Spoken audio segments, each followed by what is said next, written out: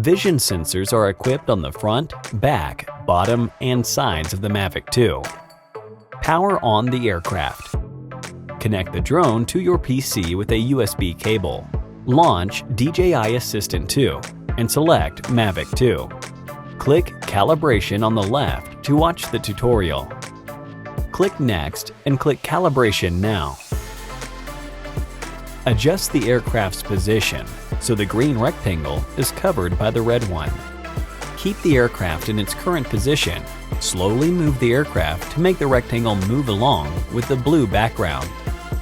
After calibrating the forward vision sensors, a prompt will pop up. Click Start Downward Camera Calibration to continue. Calibrate the backward vision sensors. After the backward vision sensors are calibrated, please first fold the back arms and then calibrate the side vision sensors following the on-screen instructions. After the operations, DJI Assistant 2 will automatically perform the calibration calculation.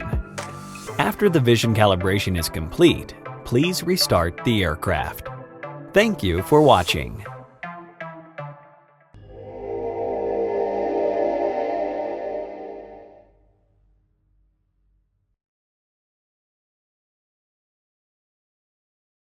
Hit the like button if this tutorial was helpful.